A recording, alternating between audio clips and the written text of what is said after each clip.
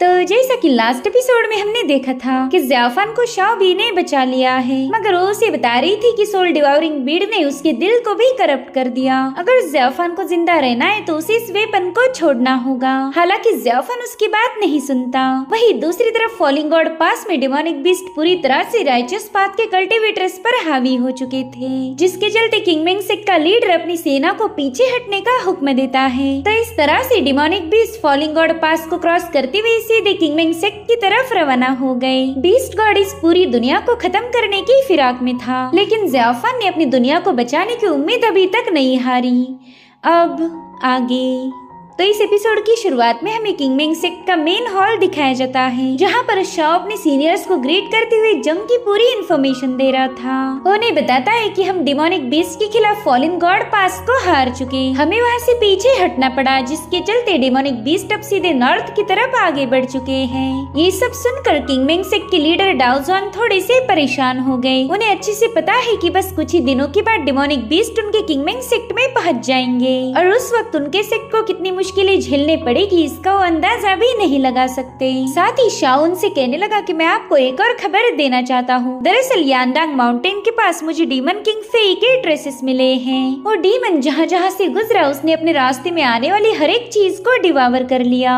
जमीनों में काफी बड़े बड़े क्रैक्स पड़े हैं, पानी के झरने पूरी तरह से सूख चुके। उन माउंटेन्स को देखकर ऐसा लगता है कि मानो किसी ने उनकी जिंदगी को पूरी तरह से निचोड़ लिया हो। ये सब सुनकर टियानी टेम्पल के लीडर कहने लगे कि हाँ, मैंने भी इस डीमन किंग के बारे में सुन रखा है। जहाँ तक मुझे पता है कि डीमन किंग फेई काफी ज्यादा भयानक है। अगर आगे चलकर डेमोनिक बीस्ट की टाइड्स भी पीछे हट गई तो भी ये डीमन पीछे नहीं हटेगा। इनफैक्ट हम डेमोनिक बीस्ट के खिलाफ जीत हासिल कर सकते हैं, लेकिन फेई के खिलाफ जीत हासिल करना काफी ज्यादा मुश्किल होगा। वो मानव जाति को पूरी तरह से डिस्ट्रॉय करने की ताकत रखता है। उतने में ही किंगमेंग सेक्ट के लीडर डाओजॉन कहने लगे कि कॉमन लोगों को बचाना ही हमारी जिम्मेदारी है। जिसके बाद वो अपने फेवरेट डिसाइपल जी और जिंग को भी सामने बुला लेते हैं। उन सबसे कह रहे थे कि तुम्हें अब एक बहुत बड़ी जिम्मेदारी को उठाना होगा। मैं चाहता हूँ कि तुम टियानिन टेम्पल और फेंगशियांग वैली के लोगों के साथ मिलकर उस डिमोनिक बीस्ट को खत्म कर दो।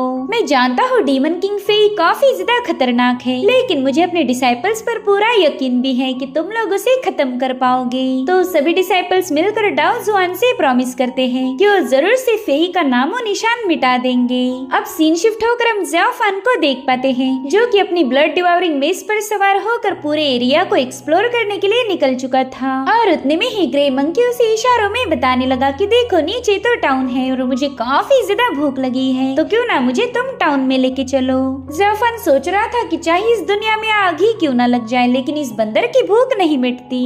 इसलिए वो ग्रे मंकी को लेकर तुरंत ही उस टाउन में उतर गया। यहाँ पर वो देख पाता है कि पूरा टाउन एकदम सुनसान पड़ा है, वहाँ पर इंसानों की कोई हरकत नहीं थी। वही दूसरी तरफ एक बंदा अपने वाइन पॉट पर चॉपस्टिक से हिट करता है और उसके ऐसा करते ही वहाँ का एक घर अपने आप कोलैप्स हो गया, जो देखकर तो ज़ियाफान भी थोड़ा सा सस्पिशियस हो गया। इसलिए वो तुरंत ही अपनी ब्लड डिवाउरिंग में इसको समन कर लेता है। अब वो बंदा लगातार अपने पॉट पर हिट करने लगा, साथ ही साथ वो एक कविता दोहरा रहा था जो कि ज़ियाफान को भी सुनाई देने लगी। वो कहता है कि पुराने रिश्तों को भूलना बिल्कुल आसान नहीं होता। मुझे पूरा यकीन है कि तुम भी मुझे अभी तक भूले नहीं होंगे। कोई आसानी से तुम्हें भूल जाए फिर वो दोस्ती ही किस काम की। बताओ मेरे हार्ट ब्रोकन दोस्त, क्या आज की रात तुम मेरे साथ 2 जाम पी पाओगी? क्यों ना आज रात हम नशे में धुत होकर हमारे गमों को भूल जाए। मेरे साथ शराब का सौदा करो और एक रात के लिए तुम सुकून की नींद सो पाओगे। इधर ज़ियाफान उस पोएम को सुनते हुए एक होटल के सामने पहुंच चुका था, जो कि अब पूरी तरह से वीरान पड़ी है। मगर वहीं पर हम देख पाते हैं बीस्ट गॉड को, जहाँ पर वो आराम से बैठकर वाइन के मजे ले रहा था। यहाँ पर ज़ियाफान भी थोड़ा सा केयरफुल होकर उस होटल में एंटर करता है। उसे तो पहला कोई खबर नहीं थी कि कौन बंदा उसे शराब पीने के लिए इनवाइट कर रहा। तो ज़ियाफान अपने ब्लड डिवाउरिंग मेस को समन करते हुए सीधे उस बंदे की तरफ आगे बढ़ने लगता है। और तभी वो देखता है कि उसका ग्रे मंकी तो काफी ज्यादा एक्साइटेड हो गया। वो बड़ी खुशी के साथ किसी से मिलने पहुंच चुका था।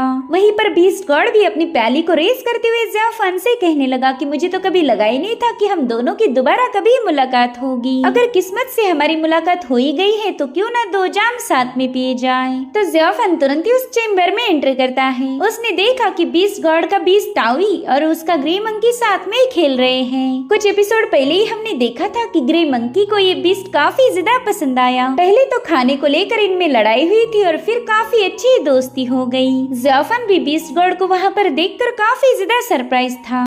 उसे कभी लगा ही नहीं था कि उन दोनों की दोबारा से मुलाकात होगी। अब सीन शिफ्ट होकर हम सो डीमन, एल्डर जाओ और जियांजू को देख पाते हैं। ये लोग भी उसी टाउन में आ गए थे जहाँ पर ज़्याफान और बीस्ट गॉड है। यहाँ पर ये लोग एक मेमोरियल हॉल में पहुँच चुके थे जहाँ पर मरे हुए लोगों की टैबलेट्स रखी है। जियांजू उनके सामने ग्रीट करते हुए कहने लगी कि फादर देखिए हम आपसे मिलने आ गए। साथ ही साथ उस मेमोरियल टैबलेट के सामने अपनी रिस्पेक्ट पेश करती है और वहीं पर सो डीमन को उस जगह में कोई गड़बड़ी महसूस होने लगी। तो तुरंत ही जियांजू के पास आकर उसे बताने लगा कि यहाँ पर कुछ तो जरूर है। मुझे ऐसा लगता है कि यहाँ की शैडोज में कोई छुपा हुआ है और अब इस जगह को विजिट करके हमने उसे पूरी तरह से डिस्टर्ब कर दिया। पता नहीं अब हमें किसका मुकाबला करना पड़ेगा। वहीं पर हम देख पाते हैं कि उस जगह पर काफी सारे क्रोज जमा हो रहे हैं। जो देख जियांजू तुरंत इन दोनों से कहते कि हमें यहाँ से भागना पड़ेगा और कोई पीछे मुड़कर नहीं देखेगा। लेकिन जैसे ये लोग वहाँ से भाग निकले वहाँ का डोर अपने आप बंद हो गया। सो डीमन उसे ओपन तो करता है लेकिन ये लोग दोबारा से उसी हॉल में पहुंच चुके थे।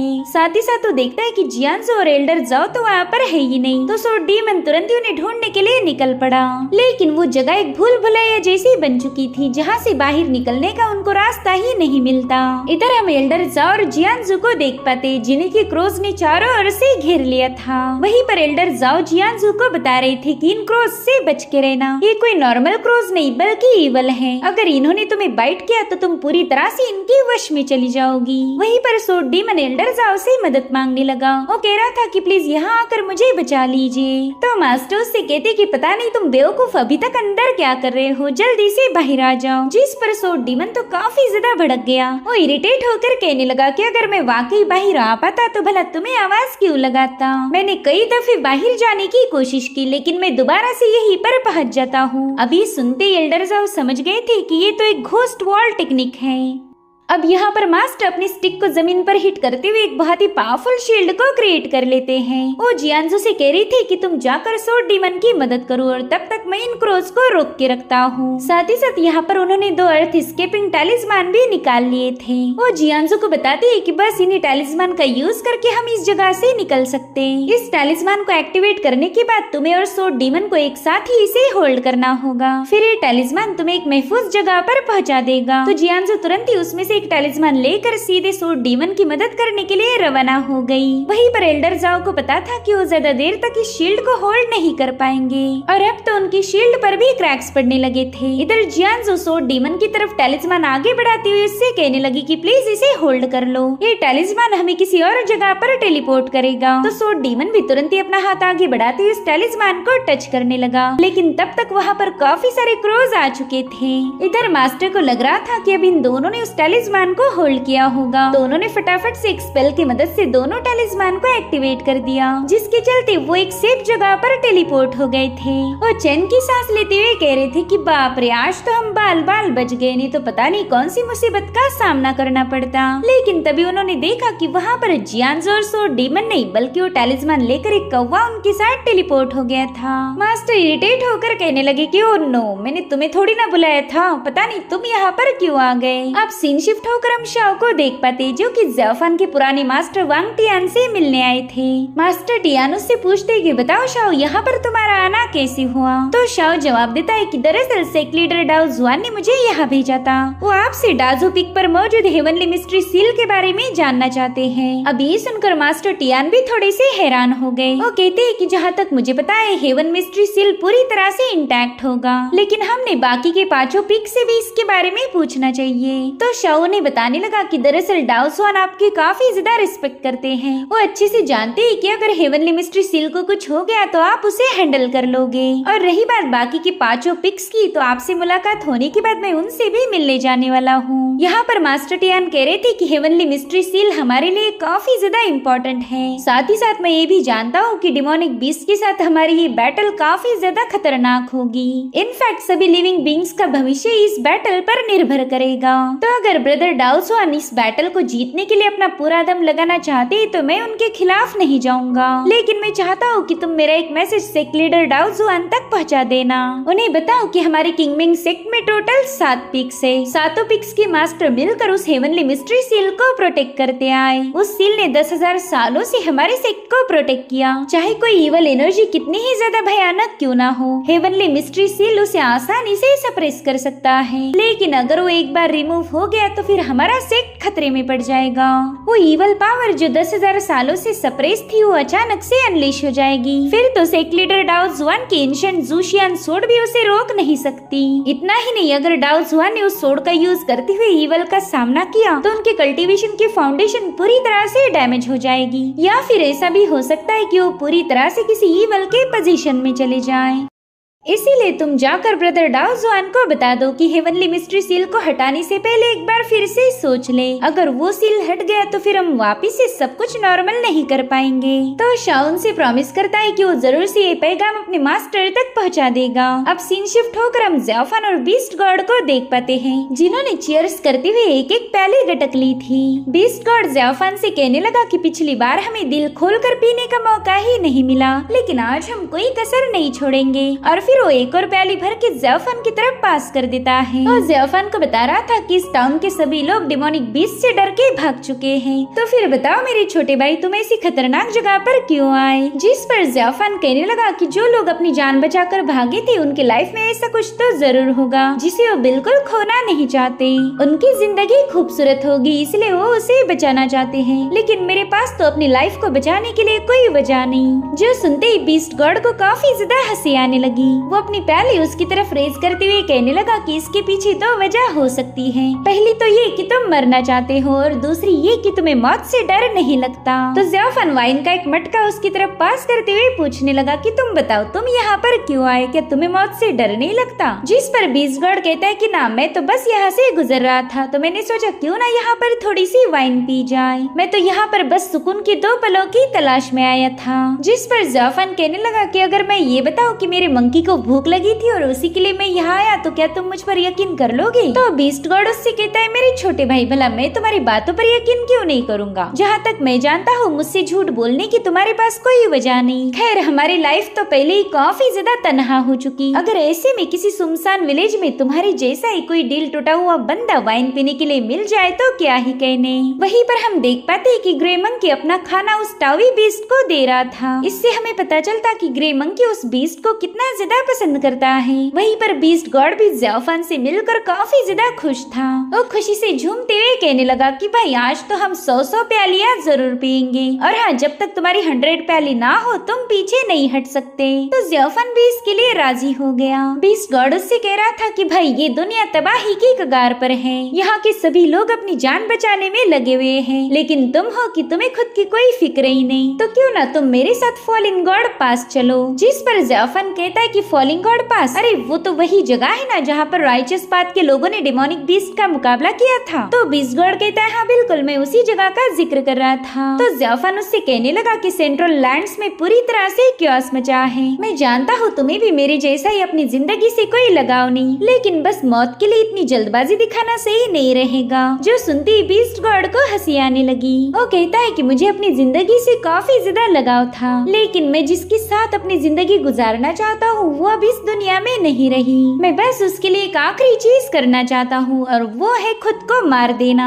अगर मैं मारा गया तो उससे दोबारा से मिलने का मौका मिलेगा जिसे मैं बिल्कुल गंवाना नहीं चाहता। उसकी बातें सुनकर ज़्याफान भी अपने दोस्तों को मिस करने लगा। वो अपने आखिरी दिनों में अपने दोस्त, अपनी फैमिली और प्यार के लिए कुछ न कुछ करना चाहता है। यहाँ पर ज़्याफान को फील हो रहा था कि शायद उसने खुद को मारने से पहले उन्हें बचाना चाहिए। अगर वो इस कैटास्ट्रॉफी को रोक ले तो उसके अपने लोग महफूज हो जाएंगे, फिर ज़्याफान को मरने का भी कोई गम नहीं होगा। जिसके बाद वो बीस्ट गॉड से कहता है कि चलो यहाँ की वाइन भी खत्म हो गई, अब पता नहीं हमारी मुलाकात कब होगी, तब तक के लिए मुझे इजाजत दीजिए। अब ज़्याफान के वहाँ से जाने के बाद बीस्ट गॉड कह रहा था कि छोटे भाई जब अगली बार हमारी मुलाकात होगी तब शायद तुम मुझे दोस्त ना समझकर दुश्मन समझो। हम कभी भी एक साथ बैठकर वाइन के मजे नहीं ले पाएंगे। दरअसल यहाँ पर ज़्याफान को कोई आइडिया नहीं था कि जिस बंदे के साथ वो अपना गम बांट रहा है वो कोई मामूली सा कल्टीवेटर ना होकर इस कैटास्ट्रॉफी की वजह है। उसका यही हार्ट ब्रोकन फ्रेंड इस दुनिया के अंत का कारण बनेगा। आप सीन शिफ्ट होकर हम एल्डर जाओ को देख पाते हैं, जिन्हें उस जगह पर किसी के होने का एहसास हुआ था। और तभी एक दरवाजा उनके सामने अचानक से ओपन हो गया, जो देख एल्डर जाओ कहने लगी कि मेरे ख्याल से आप घोस्ट पाथ के कोई पावरफुल कल्टीवेटर हो। पता नहीं आपके जैसा पावरफुल बंदा मेरे जैसे मामूली फॉर्चून टेलर से मिलना क्यों चाहता है। और फिर मास्टर ने देखा कि वहाँ पर कोई पर्सन नहीं, बस उसकी एक परछाई थी। और शैडो से कहती है कि मुझे बार बार किसी को इन्वाइट करना बिल्कुल अच्छा नहीं लगता। अब मैंने तुम्हारे लिए डोर ओपन किया है तो क्यों ना तुम मुझे ज्वाइन करो। जो सुनकर एल्डर जाओ को उसके पास जाना पड़ा। वो बंदा उन्हें बता रहा था कि देखो मैंने तुम्हारे लिए बहुत ही खुशबूदार चाय बनाई है, प्लीज इसे पीकर मुझे बताओ कि आपको ये कैसी लगी। यहाँ पर एल्डर जाओ काफी ज्यादा पैनिक हो चुके थे। साथ ही साथ वो बंदा उनसे पूछता है कि मैं घोस्ट पाथ से बिलोंग करता हूँ, ये बात आपको कैसे पता चली। जिस पर एल्डर जाओ बताने लगे कि इस टाउन का कोई भी शख्स जिंदा नहीं है, तो मरने के बाद उनकी बॉडी से काफी स्ट्रॉन्ग इन एनर्जी रिलीज हो रही थी। तो तुम अपनी नेदर फायर का यूज करते उस एनर्जी को एब्जॉर्ब करना चाहते हो। इस इन पावर की वजह से तुम्हारी सारी खोई हुई पावर वापस आ जाएगी। और इसी वजह से मैंने अंदाजा लगा लिया कि तुम घोस्ट पाथ से बिलोंग करते हो। यहाँ पर घोस्ट पाथ की बहुत ही प्रोफाउंड मिस्टिकल आर्ट का यूज किया गया है, और ऐसी आर्ट्स को बस वही यूज कर सकते हैं जो कि घोस्ट पाथ के हजारों सालों पुराने फॉलोअर्स हो। मैं जानता हूँ कि आपने यहाँ पर खुद को काफी अच्छे से कंसील किया था, लेकिन मैं माफी चाहता हूँ कि मैंने आपको पहचान लिया। इधर वो बंदा अपनी इन पावर से भरी हुई चाय को पीने के बाद वहाँ के 2 कॉफिन्स को ओपन करता है, जिसमें सोड डीमन और जियांजू को कैद करके रखा था। वहीं पर सोड डीमन बता रहा था कि पता नहीं हमारे साथ क्या हो गया, मेरे तो सिर में काफी ज्यादा दर्द हो रहा है। तो एल्डर जाओ फटाफट से अपनी स्टिक उठाकर उस बंदे से कहने लगे कि आपका बहुत बहुत शुक्रिया कि आपने मेरे जूनियर्स को मेरे हवाले कर दिया। अब प्लीज हम लोगों को यहाँ से जाने की इजाजत दीजिए। जिसके बाद तुरंत ही जियांजू का हाथ पकड़कर दरवाजे की तरफ जाने लगे। वहीं पर सोड डीमन देखता है कि यहाँ पर तो कोई है ही नहीं, फिर ये बुड्ढा किससे बात कर रहा होगा। और तभी वहाँ के सारे डोर 1 बाय 1 अपने आप बंद होने लगे। तब तक ज़ियाफान भी उसी घर के पास पहुँच जाता है, और यहाँ पर ज़ियाफान को काफी स्ट्रॉन्ग इन पावर नजर आई। वो कह रहा था कि ये तो मरे हुए लोगों की बॉडी की एनर्जी है, मगर इसने तो कब का ही वैनिश हो जाना चाहिए था। इधर मास्टर ने जैसे तैसे वो डोर ब्रेक करके वो लोग बाहर आ गए, मगर वो देखते ही कि वहाँ का तो हर एक दरवाजा बंद है। साथ ही साथ उन्हें उस ईवल बंदे की आवाज आने लगी, जो कि कह रहा था कि तुमने यहाँ आकर बेवजह मुझे डिस्टर्ब किया, अब तो मैं तुम तीनों को खत्म करूंगा। और फिर अचानक से वहाँ पड़े कॉफिन से कई सारे मरे हुए लोग बाहर आने लगे। सो डीमन उन मरे हुए लोगों को दोबारा से मारने की कोशिश करता है, मगर उन पर उसके अटैक का कोई असर नहीं हो रहा था। तो एल्डर जाओ ने तुरंत ही अपने एक टैलिस्मान का यूज करके उस बंदे को रोक लिया। साथ ही साथ उन्होंने वहाँ पर कई सारे टैलिस्मान भी समन कर लिए थे। वो सो डीमन को बताते हैं कि ये सभी लोग मरने के बाद इस बंदे ने रिफाइन किए हैं, जिसके चलते वो इन्हें एज अ पपेट यूज कर पाएगा। और फिर एल्डर जाओ ने अपने सभी टैलिस्मान उन पपेट्स के माथे पर चिपका दिए, जिसके चलते वो सभी पपेट्स एक ही जगह पर फ्रीज हो गए। अब ये लोग वहाँ से निकलने वाले थे कि तभी उन्हें दोबारा से उस ईवल घोस्ट की आवाज आने लगी। वो कह रहा था मास्टर आप काफी ज्यादा टैलेंटेड हो, लेकिन अफसोस मैं आपको जिंदा नहीं छोड़ सकता। साथ ही साथ उन मरे हुए लोगों की सारी पावर को एब्जॉर्ब करते हुए वहाँ पर बहुत ही खतरनाक स्कल को समन कर चुका। वो ईवल स्कल इन लोगों पर अपनी पावरफुल एनर्जी रिलीज कर रहा था, जिसे ज़ियाफान भी काफी दूर से देख लेता है। अब तो पूरी तरह से श्योर था कि यहाँ पर जरूर से कोई ईवल पर्सन होगा। इधर मास्टर ने उस स्कल के अटैक से खुद को बचाने के लिए वहाँ पर एक पावरफुल शील्ड क्रिएट कर ली थी। वो जानते थे कि इस बंदे ने घोस्ट वेलिंग स्ट्राइक का यूज किया है, जो कि थोड़ी देर में इनकी शील्ड को चीर के रख देगी। साथ ही साथ वो देख पाते हैं कि उनकी शील्ड को ब्रेक करने के लिए उस ईवल बंदे ने उन पर कई सारे कॉफिन से अटैक कर दिया था, जिसके चलते ये तीनों लोग घायल होकर साइड में गिर गए। और फिर अचानक से हजारों कॉफिन्स उनके आसपास रिवॉल्व होने लगी। साथ ही साथ कई सारे कॉफिन्स ऊपर से अटैक करने के लिए आगे बढ़ चुकी थी। सो डीमन तो चाहकर भी इस अटैक को काउंटर नहीं कर सकता। वहीं पर जियांजू एल्डर जाओ को संभालने में लगी हुई थी, और उतने में वहाँ पर एक रेड एनर्जी रिलीज होते उन सारे कॉफिन्स को साइड में हटा देती है। दरअसल ज़ियाफान वहाँ पर आ चुका था। ज़ियाफान एल्डर जाओ से कह रहा था कि पता नहीं आप मरने का नाटक क्यों कर रहे हो, अगर ऐसी नौटंकी करते रहोगे तो रियल में मारे जाओगे। जो सुनते ही एल्डर जाओ ने अपनी आंखें खोल ली। वो कह रही थी, बच्चे मैं तुम्हारी काइंडनेस के लिए तुम्हारा शुक्रिया अदा नहीं करूँगा, क्योंकि तुम्हें ऑलरेडी पता है कि मैं तुम्हारी इस मदद के लिए कितना ज्यादा ग्रेटफुल हूँ। वैसे मुझे एक बात समझ नहीं आ रही कि तुम बियाओ को गार्ड करने की बजाय यहाँ पर क्यों आ गए। जिस पर ज़ाफन कहता है कि हाँ मुझे भी आपकी एक बात समझ नहीं आ रही, आप अपने उस भयानक टेम्पल को छोड़कर इधर उधर क्यों भटक रहे। और अब देखते ही देखते वहाँ पर कॉफिन्स का एक बहुत बड़ा टोर्नेडो क्रिएट हो गया था। साथ ही साथ ज़ाफन को उस इवल घोस्ट की आवाज आने लगी। वो ज़ाफन से कह रहा था कि हम दोनों भी डेमोनिक सेक्ट के मेंबर्स हैं, इसीलिए मेरा तुम्हें खत्म करने का कोई इरादा नहीं, लेकिन मैं इन तीनों को जिंदा नहीं छोड़ूंगा। जिस पर ज़ाफन कहने लगा कि तुमने बहुत ही powerful in gathering spirit breaking formation setup किया है, और वो भी सिर्फ इन 3 कमजोर लोगों को मारने के लिए। पता नहीं तुम 3 चूहों को मारने के लिए एक माउंटेन का यूज क्यों कर रहे हो। खैर अब मैं यहाँ आ ही गया हूँ तो इन लोगों को जरूर बचाऊंगा। जिसके बाद ज़ाफन अपनी डेमोनिक हैंड का यूज करते हुए इस पावरफुल फॉर्मेशन से इन लोगों को बचाने लगा। तभी एल्डर जाओ से बताते हैं कि अगर हमें इसकी रियल बॉडी मिल गई तो हम आसानी से इस फॉर्मेशन से निकल सकते हैं, लेकिन उसके लिए मुझे थोड़ा सा डिविनेशन करना होगा, तभी जाकर मैं इसकी रियल बॉडी को फाइंड आउट कर सकता हूँ। और फिर एल्डर जाओ अपनी डिवाइन पावर का यूज करते हुए वहाँ पर एक फॉर्मेशन सेटअप कर लेते हैं, जिसकी मदद से उस इवल घोस्ट की बॉडी को चेक करने लगे। वहीं पर ज़ाफन उन कॉफिन्स को रोकने में लगा हुआ था। वहीं पर सो डीमन भी उन पर होने वाले अटैक को डिस्ट्रॉय करने लगता है। साथ ही वो एल्डर जाओ पर भी नजर रखे हुए था। वो उनसे पूछता है कि क्या आप वाकई उसकी बॉडी ढूंढ पाओगे या दोबारा से नौटंकी कर रहे। मुझे तो आपकी किसी भी बात पर यकीन नहीं होता, अगर हम आपके भरोसे रहे तो शायद यहीं पर मारे जाएंगे। और उतने में ही एल्डर जाओ ने उस बंदे की बॉडी को लोकेट कर लिया। वो तुरंत ही ज़ाफन को उसकी डायरेक्शन बता देते हैं, तो ज़ाफन फटाक से उसी दिशा में रवाना हो गया। हालांकि उस पर काफी सारे कॉफिन से अटैक हो रहे थे, मगर उन्हें जैसे तैसे डॉज करते हुए ज़ाफन सीधे हॉल में पहुंच जाता है। वहाँ पर ज़ाफन सीधे एक मेमोरियल टैबलेट पर अटैक कर देता है, और उसके ऐसा करते ही वो इल्यूजन ब्रेक हो गया।